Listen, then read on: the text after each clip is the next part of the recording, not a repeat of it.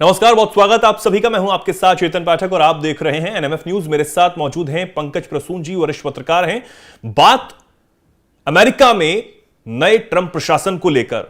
Trump प्रशासन ने खासतौर पर खुद जो डोनाल्ड ट्रंप हैं वो अब अलग अलग फैसले लेते हुए नजर आ रहे हैं और अब उन्होंने एक और जो चीज है वो कही है साफ तौर पर तालिबान सरकार को, अफगानिस्तान में बैठी तालिबान सरकार को यह कहा है कि जो बाइडेन प्रशासन के दौरान वहां पर हमारी सेना हथियार छोड़कर वापस आ गई थी, उन हथियारों को, उन बख्तरबंद गाड़ियों को और तमाम जितने भी चीजें थी उन्हें वापस लौटा दिया जाए। लेकिन तालिबान ने वापस आंख दिखाई है और साफ इनकार कर दिया है देने से। $7 अरब का यह पूरा निवेश जो बाइडेन जो आर्मी ने वहां पर किया था, पिछले 20 साल से अफगानिस्तान में अमेरिका की आर्मी बैठी हुई थी, लेकिन तालिबान के 2021 में आने के बाद वहां से आर्मी को आना पड़ा। लेकिन तमाम जो हथियार हैं, हेलीकॉप्टर्स हैं, बहुत गोला बारूद है, वो वहीं पर छोड़ के आना पड़ा। सवाल यह है कि छोड़ क्यों दिया गया, क्या मजबूरी रही, ऐसी क्या दिक्कत थी, यह भी इस पर बात करने वाले हैं। और आगे अब तालिबान ने साफ मना कर दिया है और वो इस तरीके से अब परेड भी निकालता है, खूब उसने तैयारी कर ली है, जंग भी इससे लड़ सकता है, वो ये दावा करता है। पंकज जी, ट्रंप को सीधी सीधी धमकी है ये? धमकी नहीं, देखिए आसान शब्दों में समझाता हूं कि हुआ क्या।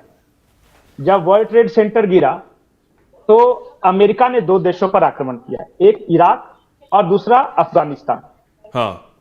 इराक में उसके शत्रु थे सद्दाम हुसैन, वहां उनका तख्ता पलट करना था, वेपन्स ऑफ मास डिस्ट्रक्शन का नाम दिया। हाँ। और जो दूसरा देश था उस पर उस वक्त तालिबान का कब्जा था और और इन्होंने ज्यादातर एरियल अटैक किए और उसके लिए पाकिस्तान और सऊदी, इन सब देशों के नेवल बेस का उपयोग, जो एयरफोर्स बेस का उपयोग किया और वहां पे सिर्फ ऊपर से बम बरसाते रहे। जमीन पे इनकी एक पॉलिसी थी, no foot on the land of Afghanistan, मतलब एक भी सोल्जर का फुट नहीं पड़ेगा वहां पे। लेकिन खैर वो धीरे धीरे वहां की सेनाएं उतरती रही, जहां जहां जिन जिन इलाकों में इनका कब्जा होता गया।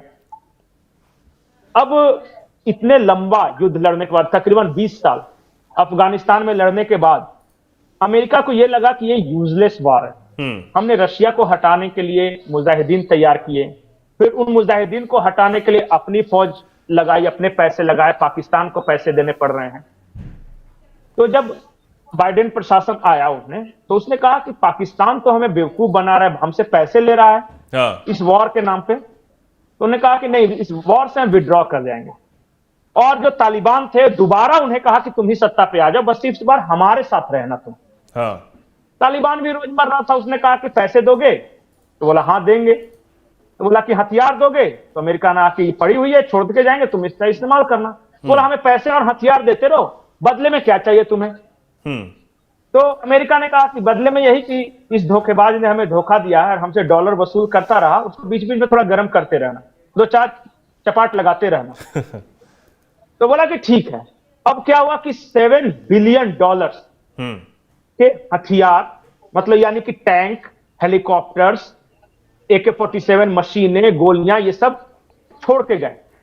इनको ये चाहते तो ले जाते, लेकिन जानबूझ के वहां छोड़ के गए। आपको क्या लगता है क्यों छोड़ के गए होंगे?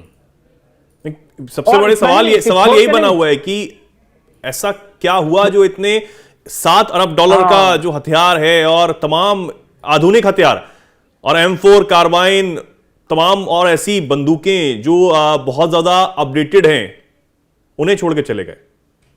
नहीं, क्यों छोड़ के गए, अब कहानी यहां से शुरू होती है। सिर्फ $7 बिलियन के हथियार ही छोड़कर नहीं गए, $7 अरब के। ये पैसे भी 2 इंस्टॉलमेंट में दिया है। $400 मिलियन फर्स्ट एक इंस्टॉलमेंट मिल चुका है तालिबान को और दूसरा मिलने वाला था। अब इतने पैसे, इतने हथियार क्यों छोड़ के गए हैं यहां पे? अब इसके लिए आप आ जाइए मिडिल ईस्ट में। तालिबान जो अफगानिस्तान का बॉर्डर सटा हुआ है किस देश के साथ? ईरान के साथ।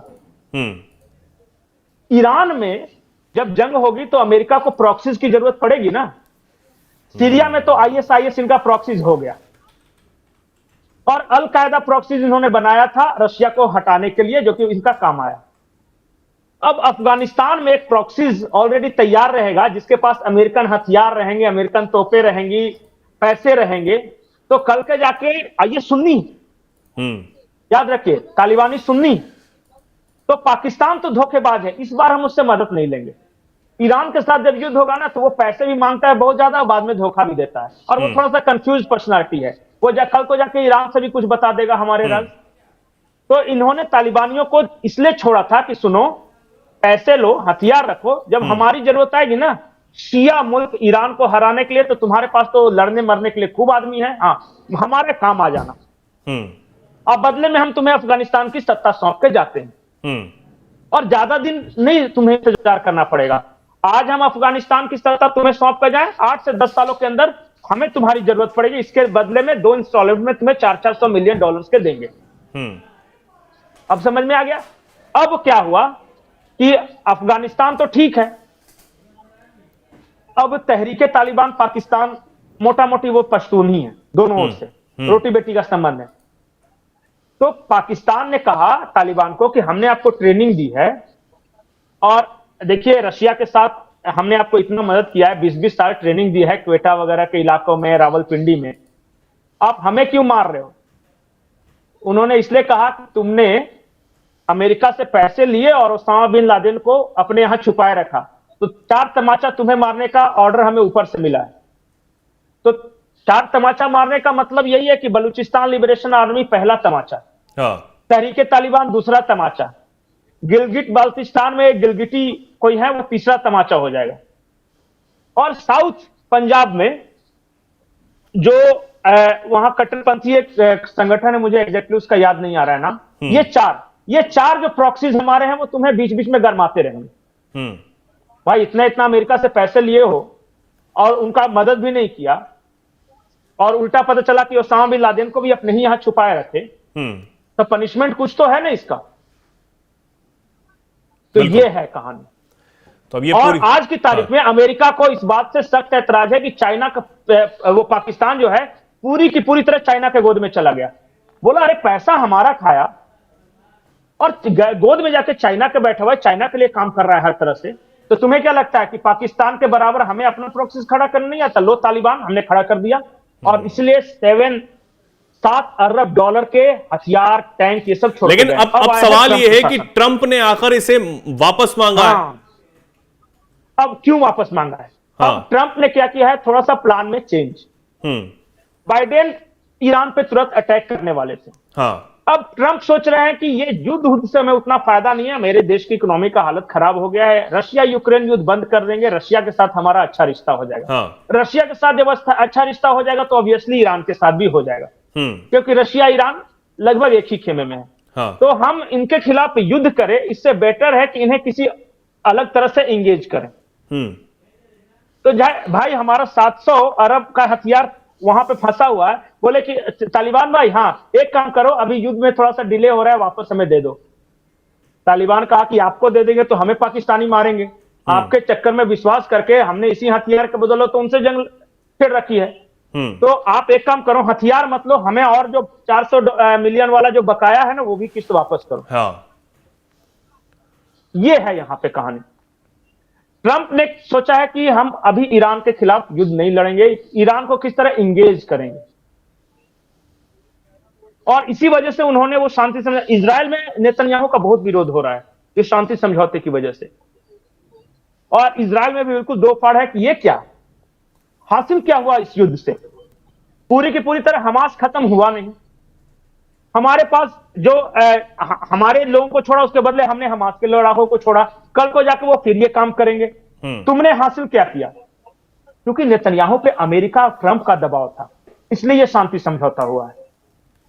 तो इजराइल नाराज है, तालिबान नाराज है कि भाई इनको इस अमेरिका को मदद करने में तो सरकार बदल जाती है तो नीति चेंज कर जाता है, हम तो बेफिजूल मारे जाएंगे ना।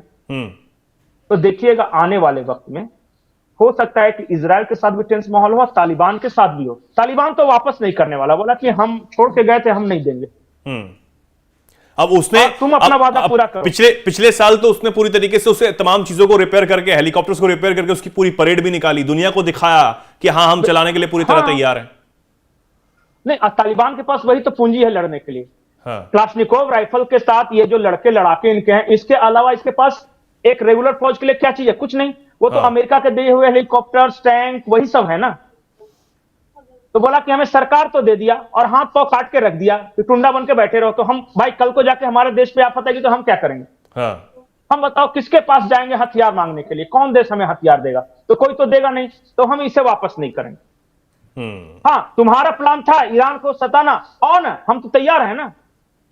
हमारे वो जो किश्तों में देखिए, तालिबान बहुत सारे गुटों में बटा हुआ है, उसमें हक्कानी अलग गुट है, पश्तूनी अलग गुट है, कांधारी अलग गुट है। तो ये सबको एक ही चीज आपस में बॉन्ड करके रखती है, ज्वाइन करके रखती है, वो है पैसा। इनको चाहिए रेगुलर इंटरवल से पैसे। अब वो पैसा चाहे भारत दे तहरीक तालिबान के लिए, या फिर अमेरिका दे ईरान के लिए, या फिर अगर तुम नहीं दोगे तो चाइना से ले लेंगे। हाँ।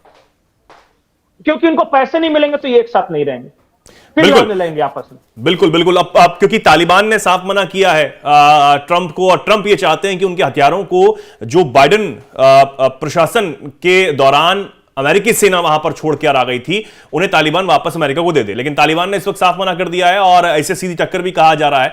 लेकिन एक अलग अलग हित सबके हैं, और $7 अरब के ये अमेरिकी हथियार है, कोई छोटा मोटा ये आंकड़ा जो है वो नहीं है। चलिए, फिलहाल के लिए बहुत बहुत धन्यवाद पंकज जी, और आगे इस पर क्या डेवलपमेंट होती है इस पर हमारी नजर बनी रहेगी। आप भी हमारे साथ जुड़े रहिएगा। दर्शक जो हैं उनका भी बहुत बहुत धन्यवाद। जो भी कुछ आप कहना चाहते हैं इस खबर पर, इस जानकारी पर, आप बता सकते हैं कमेंट सेक्शन में, और ऐसे ही देखते रहें, जुड़े रहें एनएमएफ न्यूज के साथ। नमस्कार।